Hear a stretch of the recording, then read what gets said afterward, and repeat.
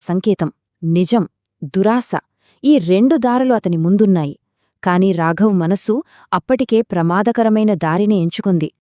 ఇప్పుడు టెన్షన్ పీక్స్కు చేరింది. రాఘవ్ తన విధిని తానే నిర్ణయించుకునే అక్షణం రానే వచ్చింది. కథ క్లైమాక్స్కు చేరుకుంది.